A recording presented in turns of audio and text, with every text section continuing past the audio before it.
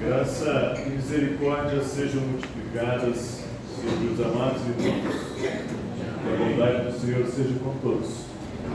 É um privilégio nós estarmos aqui nesta manhã participando deste tempo especial que a igreja está vivendo. Desde 20 e poucos anos atrás, quando nós estabelecemos os primeiros contatos com aqui em Indaiatuba, as coisas mudaram bastante. Primeiro, a própria cidade de Indaiatuba mudou bastante. Não sei se vocês acompanham isso, se vocês são capazes de perceber isso, mas nós estamos a vir aqui há alguns anos, nessas décadas, nós precisamos realmente constatar. A cidade de Indaiatuba cresceu, é uma cidade diferente, pujante, e como é impressionante o crescimento da cidade. Mas não apenas a cidade. Nós estivemos aqui para alguns momentos alegres, também para alguns momentos difíceis, alguns tristes, mas Deus cuidou da igreja, a igreja tem mudado bastante, fisionomicamente, muita gente que nós não conhecíamos, que aliás é um grande prazer conhecer, alguns rostos mais familiares. Agradecemos o cuidado de Deus para com esta igreja. Nós louvamos ao Senhor, porque ao longo dos anos a igreja vem se consolidando e agora, nesse momento tão especial que é a consagração de 3 pastores para integrar aí o presbitério com o pastor William. Uma coisa, essa igreja parece um pouco com a nossa. Há diferenças, e isso é normal, mas alguma coisa que parece com a nossa. É uma igreja que tem bastante criança. Já houve um tempo que a gente tinha aqui com tão poucas crianças, e agora tem uma criançada, e isso dá uma alegria muito grande a gente, sabe? E não é só criança, é grávida. A nossa igreja sempre tem muitas grávidas, e tem sempre criança. E isso chama uma criança para orar lá na frente, nem cabe mais, não é? Porque é tanta criança, e Deus abençoe vocês. Que venham mais crianças. Eu quero convidá-los a abrir a palavra de Deus no livro do profeta Jeremias, no capítulo 35. Se você puder, faça o seguinte. Eu já percebi que eu tenho uma versão um pouco diferente do que a igreja usa. Isso não é um problema, mas pode ser uma dificuldade sempre a gente sintonizar com as mesmíssimas palavras. Entretanto, abra lá. Jeremias capítulo 35 e mantenha, se possível, esse bíblico aberto, porque vamos fazer aí uma exposição gradativa desse capítulo. Jeremias capítulo 35. Nós vivemos um tempo em que o ministério cristão é frequentemente apresentado em categorias de eficiência, de visibilidade e de resultados. Hoje, quando se pensa no ministério, pensa-se muito nessas 3 qualidades: eficiência, visibilidade, resultados. Fala-se muito em crescimento, estratégias, impacto, mas fala-se pouco em custo, em renúncia, em permanência. No entanto, a Escritura insiste em lembrar-nos que a fidelidade a Deus nunca é sem custo. Nem no Antigo Testamento, nem no Novo, e aliás, nem na história da igreja. Nesse capítulo 35, em meio a oráculos, a profecias, em que se denuncia a infidelidade de Judá, em meio a anúncios de que haverá um exílio iminente, ou seja, o exílio, o cativeiro da Babilônia, o profeta interrompe a narrativa com um episódio que que, se você não ler com atenção, parece um episódio lateral. É a história de uma família. Na verdade, a história de uma linhagem. A história de um clã.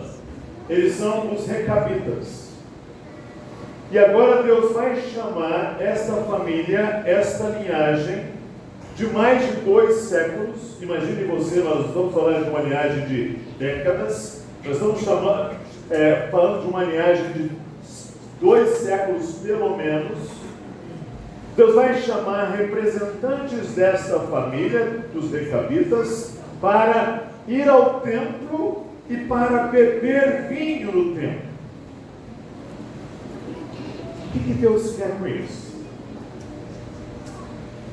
Este é o período final do reino de Judá, sob o avanço da Babilônia.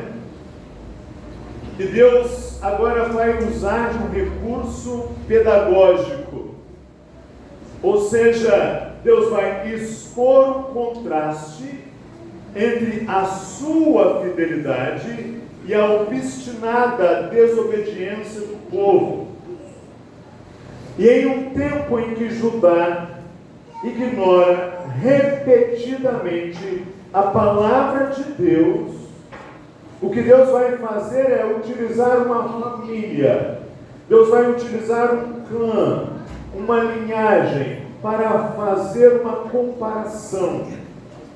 Imagine agora que esta linhagem servirá, por assim dizer, como uma parábola, como uma comparação, para fazer aí uma lembrança que os recabitas obedecem fielmente a uma palavra mediada por seu pai ancestral. A comparação que Deus pretende fazer é a seguinte: um mandamento humano é levado mais a sério do que a palavra do Deus vivo.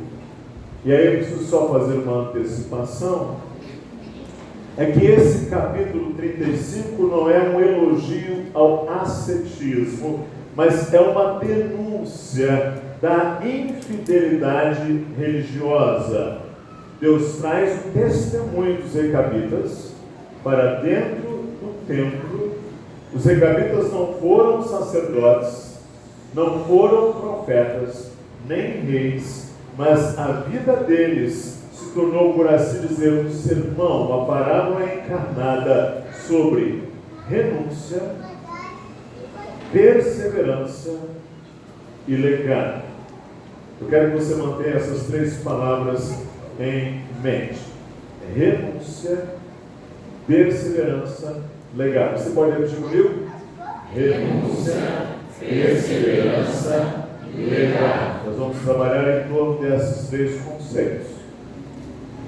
E nós vamos terminar a parte final da nossa palavra em torno da seguinte pergunta: que tipo de fidelidade nós estamos dispostos a viver no serviço de Cristo?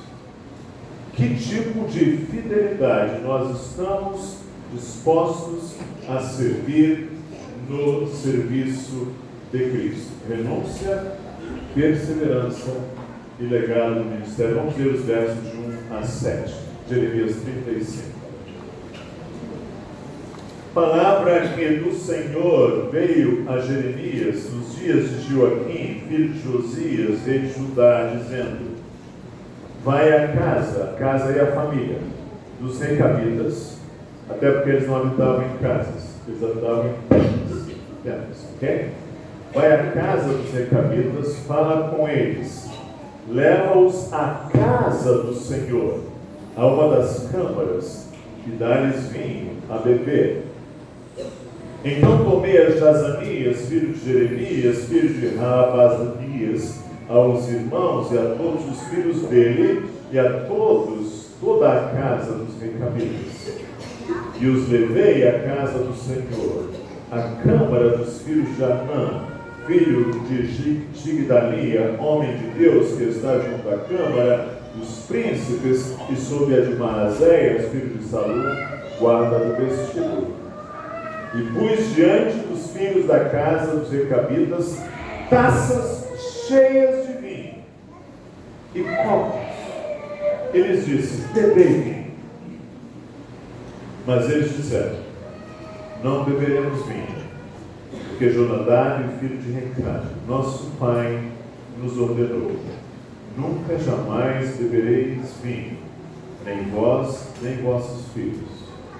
Não edificareis casa, não fareis sementeiras, não plantareis, nem possuireis vinha alguma, mas habitareis em tenda todos os vossos dias, para que vivais muitos dias sobre a terra em que viveis peregrinando.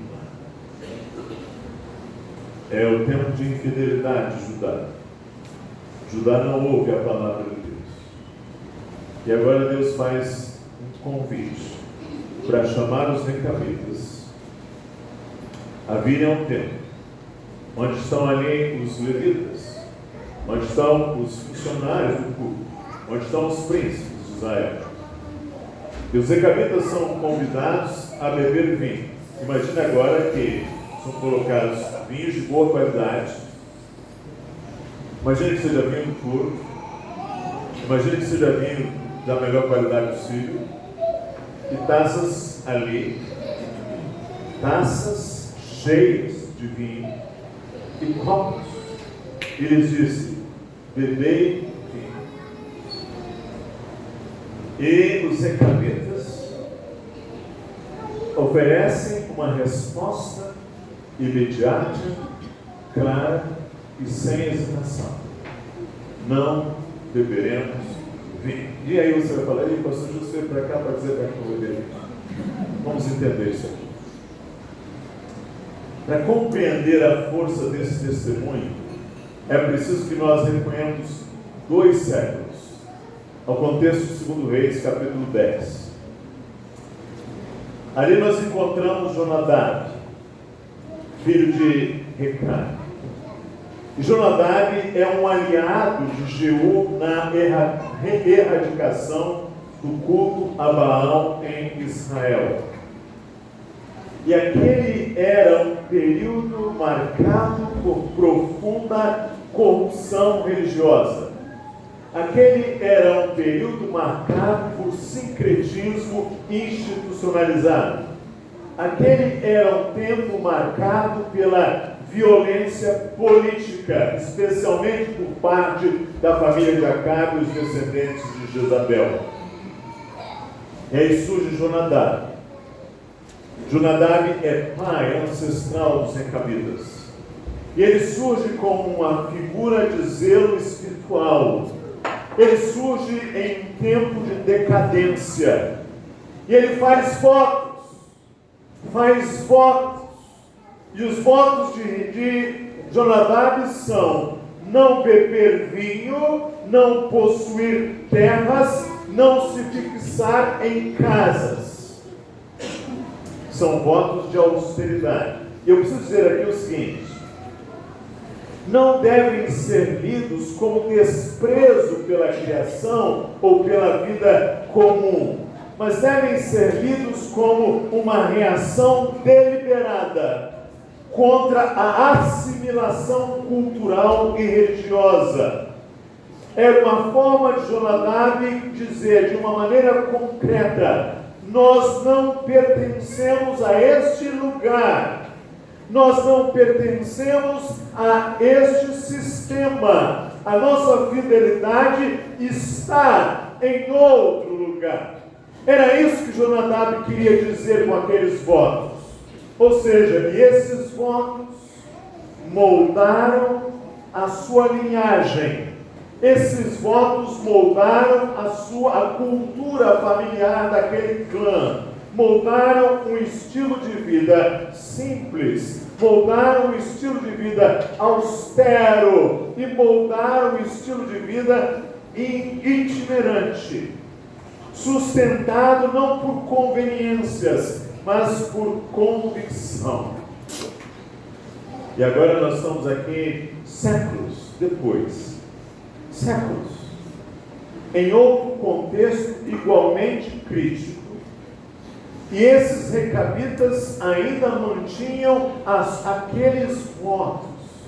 Aquela fidelidade permanecia intacta. Ou seja, Jonadab, filho de Recabe, havia estabelecido um modo de vida marcado por abnegação voluntária. Isso não era alguma coisa que foi imposto a ele porque a sua religião não lhe permitia. Isto foi algo que ele voluntariamente se impôs: não beber vinho, não possuir casas, não plantar vinhas, habitar em tendas. E historicamente o que isso significava? Significava abrir mão de segurança, significava abrir mão de estabilidade econômica, significava abrir mão de integração plena ao modelo de uma sociedade agrícola urbana. Não se tratava, enfatizo, de negar o valor dessas coisas. Não se tratava de negar o valor do vinho, o valor das casas, o valor das vinhas, o valor das casas. Não.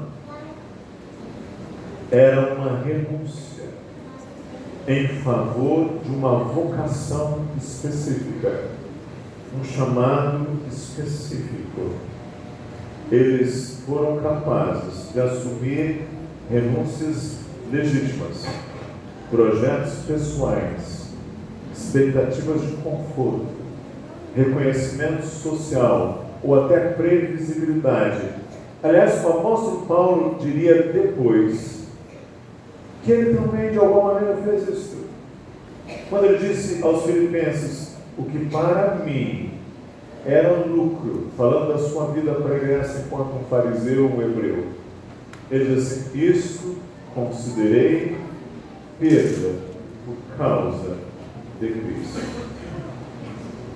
A renúncia aqui dos recabitas não era o fim, era um preço inicial da sua fidelidade. E quando testados, levados a um tempo, no momento crítico de Judá, quando ninguém cumpria palavra nenhuma, quando ninguém ouvia palavra nenhuma, um oferecimento foi feito: bebam vinho. E eles disseram: nunca, jamais beberei vinho, nem vós, nem vossos filhos. E eles faziam isso todos os dias, para que vivais muitos dias sobre a terra em que viveis peregrinando. Vamos agora aos versos 8 a 11. Obedecemos, pois, a voz de Jonadab, filho de Recabe, nosso pai, em tudo quanto nos ordenou, de maneira que não bebemos vinho todos os nossos dias, nem nós, nem nossas mulheres, nem nossos filhos, nem nossas filhas, nem edificamos casas para habitação, não temos vinha, nem campo, nem semente, mas habitamos em tendas, e assim obedecemos e tudo fizemos, segundo nos ordenou Jonadab, nosso pai. Quando, porém, Nabucodonosor, rei da Babilônia, subia a esta terra, dissemos: vinde, refugiemos em Jerusalém, por causa do exército dos caldeus e dos sírios, e assim ficamos em Jerusalém. Os recabitas não apenas assumiram votos de renúncia, mas eles tinham uma perseverança nesses votos ao longo do tempo e sob pressão. Observe, eles perseveraram naqueles votos. O texto diz: obedecemos a voz de Jonadab em tudo quanto nos ordenou, verso 8. E isso mesmo em circunstâncias não ideais. Porque, como nós vemos aí no verso 11, e aliás Jeremias deixa isso claro, eles estavam em Jerusalém por causa da guerra. Eles foram deslocados, expostos, vivendo agora uma situação de exceção histórica, Mas mesmo assim, nessa situação histórica desfavorável, eles não flexibilizaram os seus compromissos. Isso aqui é um teste crucial. É o teste da fidelidade. Porque a fidelidade, irmãos e irmãs, raramente é testada em tempos tranquilos. Ela se manifesta sob pressão. Ela se manifesta nas crises institucionais. Ela se manifesta na fadiga emocional. A fidelidade se manifesta na oposição. A fidelidade se manifesta na escassez ou na tentação de nós acomodarmos os nossos valores. E perseverar não é rigidez, é constância, orientada por uma convicção. É o que Jeremias, o próprio profeta deste capítulo, encarna ao longo do seu ministério, conforme ele confessa no capítulo 20, verso 9. Se digo, não me lembrarei dele, então isso me é no coração como fogo ardente. Jeremias é alguém que perseverava em condições também adversas, difíceis. E o ministério fiel não é medido por intensidade momentânea, mas por fidelidade prolongada. Perseverança. 200 anos depois, 2 séculos depois, aqueles homens de vida austera, habitando em tendas, não possuindo vinhas, não possuindo sementes, não desfrutando de prazeres, isso por uma imposição que eles mesmos se fizeram, voluntária ao Senhor, mantém isso em perseverança. Isso traz um legado. Vejam agora os versos a partir dos versos. Podemos ler a partir do verso 12 até o verso 19, se for possível. Então veio a palavra do Senhor a Jeremias dizendo: assim diz o Senhor dos Exércitos, Deus de Israel: vai e diz aos homens de Judá e aos moradores de Jerusalém: acaso nunca aceitareis a minha advertência para obedeceres às minhas palavras, diz o Senhor? As palavras de Jonadab, filho de Recabe, que ordenou a seus filhos: não bebessem vinho, foram guardadas, pois até ao dia de hoje não beberam. Antes obedecem às ordens de seu pai. A mim, porém, começando de madrugada, vos tenho falado, não me obedecestes. Começando de madrugada, vos tenho enviado todos os meus servos, dizendo: convertei-vos agora, cada um do seu mau caminho, fazei boas as vossas ações, e não sigais a outros deuses para servi-los. Assim ficareis na terra que vos dei a vós outros e a vossos pais, mas não me inclinastes os ouvidos, nem me obedecestes a mim. Visto que os filhos de Jonadab, filho de Recabe, guardaram o mandamento de seu pai, que ele lhes ordenara, mas este povo não me obedeceu.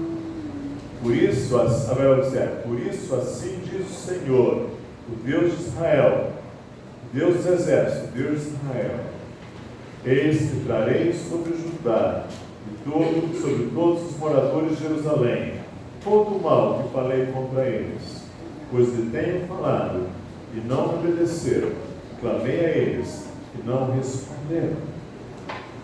Você está ouvindo aqui?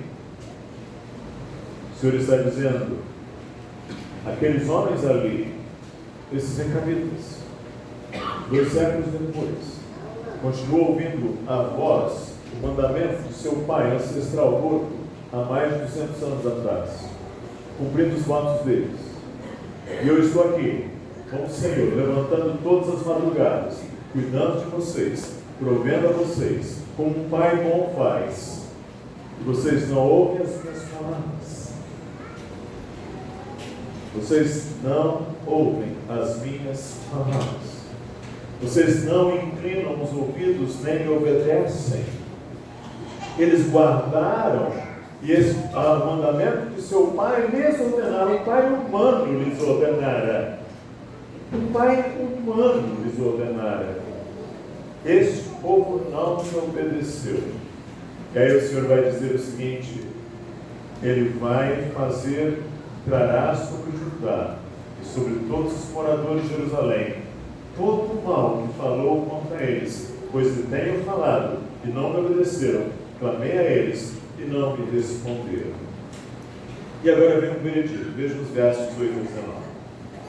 A casa dos recabitas, disse Jeremias, assim diz o Senhor dos Exércitos, o Deus de Israel, pois que obedeceste ao mandamento de Jonadab, vosso pai, e guardastes todos os seus preceitos, e tudo fizeste segundo vos ordenou, por isso diz o Senhor dos Exércitos, o Deus de Israel, nunca faltará homem a Jonadab, filho de Recabe, que esteja na minha presença. É o legado.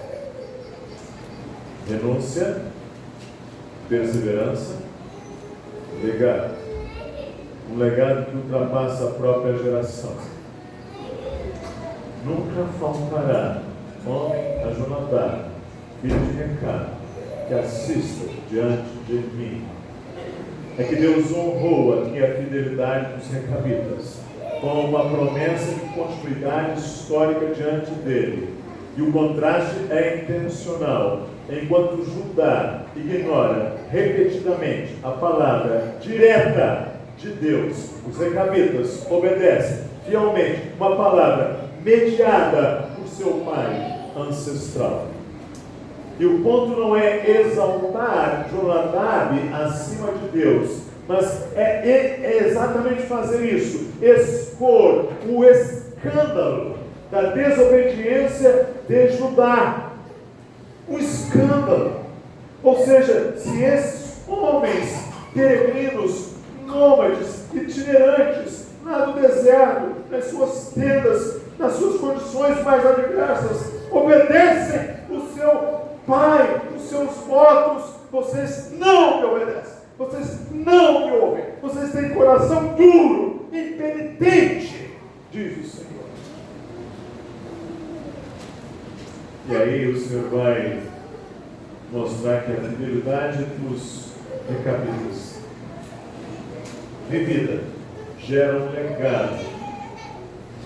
E no ministério nem sempre os frutos completos do nosso trabalho acontecem em nossas vidas. Muitos deles pertencem à próxima geração, mas é importante fidelidade. O apóstolo Paulo diz assim: combati o bom combate, completei a carreira, guardei a fé.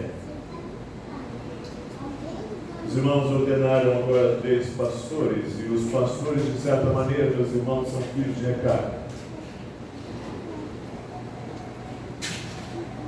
São filhos de Recabe não necessariamente nos seus votos. São filhos de Recabe na sua fidelidade, na sua disposição de renunciar. Os pastores são filhos de Recabe na sua perseverança. Os pastores são filhos de Recabe no legado que deixam. Renúncia, porque aceita o custo do chamado. Perseverança, porque sustenta a fidelidade no tempo. Legado, porque projeta a obediência para além da própria vida. O pastor não pode pensar apenas na sua geração. O pastor não pode pensar apenas nas suas ovelhas imediatas. É claro que tem que cuidar delas, mas é preciso transmitir um legado. Pastor é recabita.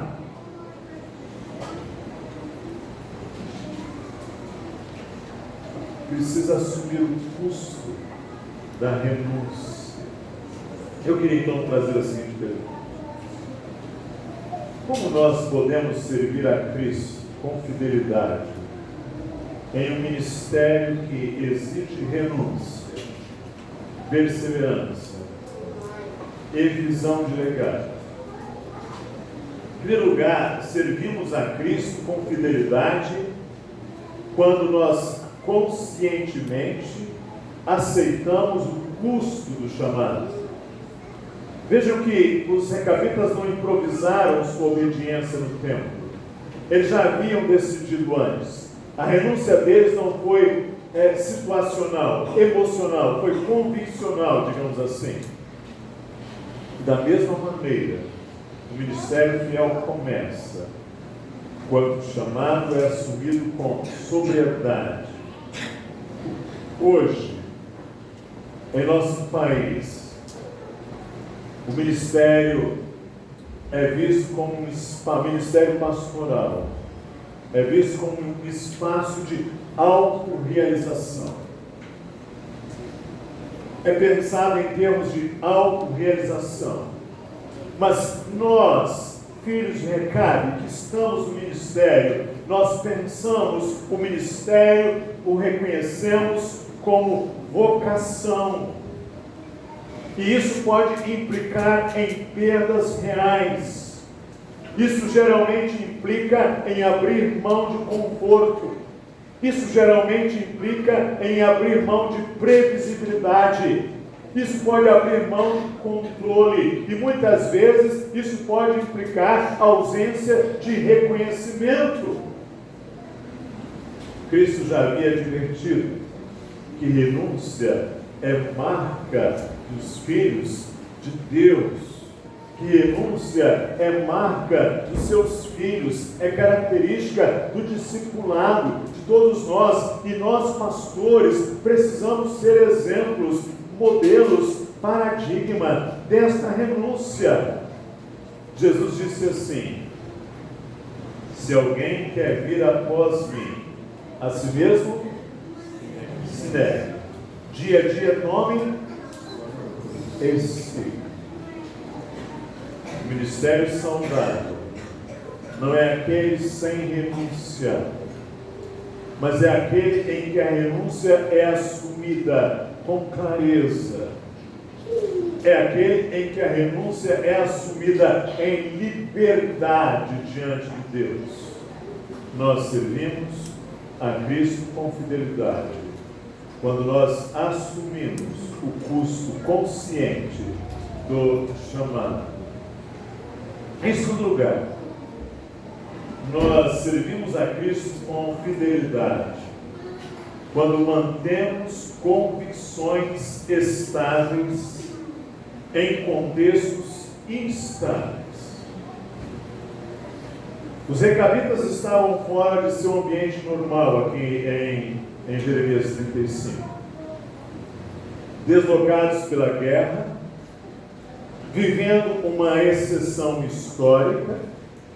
Deus vai usá-los como parábola, chama-os ao templo, coloca vinho, taças cheias para que eles bebam, mas ainda assim eles não flexibilizaram seus votos, os votos do seu plano. E aqui o texto ensina que a fidelidade não é produto de circunstâncias favoráveis. Servir a Cristo com fidelidade exige perseverança ética. Servir a Cristo com fidelidade exige perseverança espiritual, mesmo quando o contexto sugere atalhos. O problema aqui deles, em rigor, não é que beber vinho é um problema. Não é porque Jesus bebeu vinho, pelo amor de Deus. Nós sabemos disso. O problema aqui é outro. É que eles tinham votos, eles tinham compromissos. Além disso, se requer dispenseiros.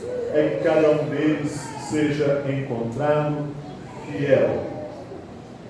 Perseverar é continuar obedecendo, quando seria mais fácil acomodar-se.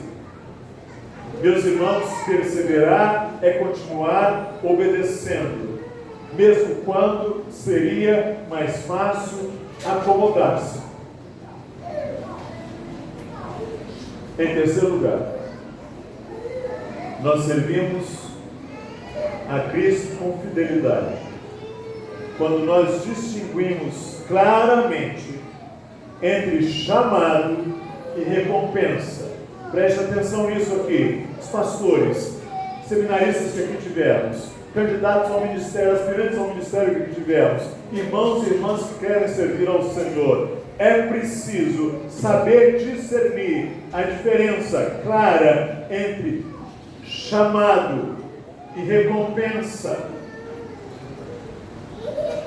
Os recabitas não obedeceram esperando benefícios imediatos. Judá exige bênçãos sem obediência. Os recabitas obedecem sem exigir garantias. E no ministério atual, muitas frustrações nascem da confusão entre servir a Deus e ser recompensado por isso. Então, entendamos isso, nós servimos a Deus, nós servimos a Deus, nós servimos a Deus, servimos a Deus e ser recompensado por isso, ser recompensado por isso, ser recompensado por isso, é algo distinto. Nós servimos a Deus com fidelidade, mesmo quando resultados, mesmo quando o reconhecimento, mesmo quando o retorno institucional não aparecem, porque eles não são os critérios do nosso sentido. A fidelidade se fragiliza quando nós confundimos chamado com retribuição, chamado com reconhecimento. Nós servimos a Cristo com fidelidade quando o chamado precede e independe da recompensa, e que Deus continua sendo digno de obediência, mesmo quando os frutos parecem escassos. Lembra, os irmãos, quando o escritor aos Hebreus fala daquela galeria da fé? Diz assim: todos estes morreram na fé, sem terem obtido as promessas. Serviram a Deus, sem terem obtido a promessa. Isso é um paradigma. Em quarto lugar, nós servimos a Cristo com fidelidade quando nós pensamos o ministério para além de nossa própria geração. O elogio divino aqui, na parte final do capítulo 35, aos recabitas, culmina numa promessa de continuidade. Observe: nunca faltará homem a Jonadab, que assista diante de mim todos os dias. Deus honrou aqueles votos, Deus honrou aquelas famílias, aquela família, Deus honrou aquela linhagem, Deus honrou aquela fidelidade, Deus honrou aquela renúncia, Deus honrou aquela perseverança. A fidelidade gera um legado, mesmo quando não gera visibilidade imediata. Aliás, a gente ouve lá Jonadab, no livro de Reis, aí temos um silêncio, e agora, 200 anos depois, nós ouvimos falar desses recabitas. Ninguém nem ouvia falar deles.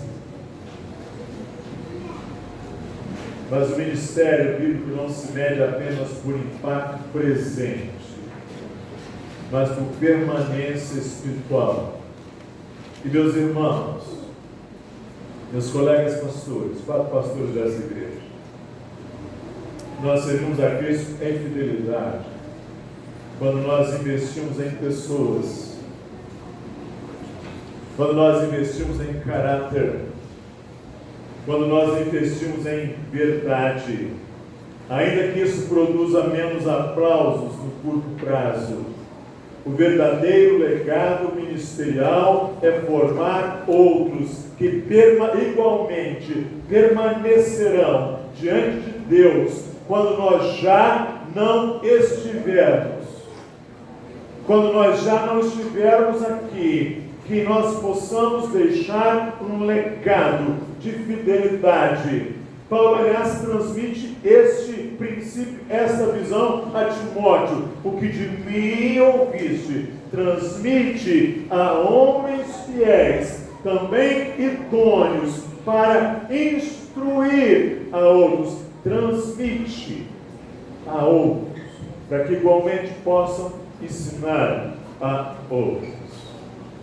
E em último lugar, nós servimos a Cristo em fidelidade, quando mantemos diante dos olhos o supremo exemplo de Cristo, o supremo exemplo da cruz. Os recabitas obedeceram a um pai terreno, mas Cristo obedeceu ao seu Pai celestial até o fim. Cristo é o exemplo de toda a renúncia ministerial, que aliás só encontra sentido quando vista à luz da cruz. O ministério cristão não é sustentado por heroísmo humano, mas quando nós contemplamos continuamente a Cristo. Como diz o apóstolo, ele a si mesmo se humilhou, tornando-se obediente até a morte, e morte de cruz. E é quando nós olhamos para Cristo, para esse Cristo que renuncia, para esse Cristo que persevera, para esse Cristo que nos deixa um legado, é olhando para Ele que nós aprendemos a renunciar, pastores, amarguras, é olhando para esse Cristo que nós perseveramos sem cinismo, é olhando para esse Cristo que nós construímos um legado sem jactância, sem vanglória, sem orgulho. Nós servimos a Cristo com fidelidade, quando nós aceitamos o custo do chamado, quando nós perseveramos sob pressão, quando nós não confundimos chamado com recompensa, quando nós pensamos o ministério em termos de legado, quando nós mantemos a cruz como nosso referencial ao centro, como nossa referência central, a cruz. Preciso trazer essa palavra então ao texto final. Deus não elogia os recabitas por serem extraordinários, mas por serem fiéis.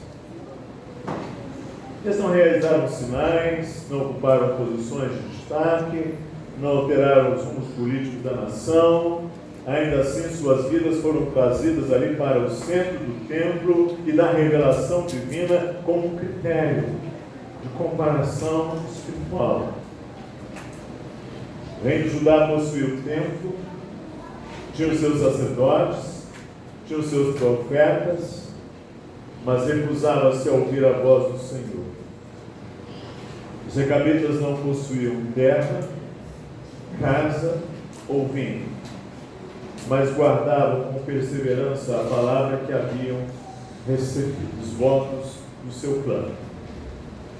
E aqui Deus nos ensina que a fidelidade vale mais, irmãos, do que privilégios religiosos. Porque a obediência silenciosa pode falar mais alto do que discursos piedosos. E este texto nos confronta com uma verdade pastoral inescapável. O ministério tem seu custo. Ele exige renúncia consciente, perseverança prolongada e visão de legado. O ministério não é entusiasmo momentâneo, mas ele é orientado por convicções profundas. Não se mede por resultados necessariamente visíveis, mas por permanência diante de Deus. Isso nós precisamos nos lembrar de Cristo. Porque precisamos ir além dos recabitas. Porque nós somos chamados a obedecer o nosso Pai Celestial, que não apenas ordenou, mas deu o seu próprio Filho. Cristo é o cumprimento perfeito daquilo que os recabitas apenas prefiguraram. Ele renunciou toda a glória. Ele perseverou até o fim. E Cristo deixou um legado. E por isso, meus irmãos, servir a Cristo nunca será sem custo. Servir a Cristo nunca será sem custo. Mas observe, servir a Cristo sempre será algo digno. E no fim nós não seremos avaliados pela extensão do nosso conforto. Nós não seremos avaliados pela folha de pagamento, pelas prebendas ministeriais, pelas condições, as contas na sua conta bancária. Nós seremos avaliados não pela extensão do nosso conforto, mas nós seremos avaliados pela profundidade da nossa fidelidade. Uma fidelidade que persevera, uma fidelidade que assume custos, uma fidelidade que espelha-se em Cristo. Que Deus nos chame, pastores e igrejas, a sermos pessoas capazes de renúncia para a glória do nosso Deus. Vamos falar com Ele. Senhor nosso Deus, tantas vezes nós vacilamos, porque muitas vezes nós preferimos não o caminho da fidelidade, mas o caminho das facilidades, não da obediência, não da renúncia, não da perseverança, não da transmissão de um legado. Livra-nos de um ministério movido por recompensas imediatas.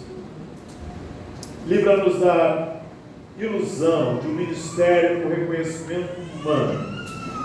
Livra-nos de uma ilusão de conforto disfarçado de prudência. Ensina-nos a sermos filhos, entre aspas, filhos de recado, que na verdade são filhos teus, que o Senhor se agrada em recompensar. Ajuda-nos, nosso Deus, a mantermos votos. Ajuda-nos a honrarmos os votos ministeriais que assumimos. O Senhor nos abençoe. O Senhor também abençoe não só os pastores, mas os irmãos dessa igreja que fizeram votos ao Senhor no dia em que se batizaram, no dia em que deram a sua profissão de fé, no dia em que assumiram o seu compromisso com a igreja. Que o Senhor possa renovar os votos destes irmãos. Oramos em Cristo Jesus. Amém.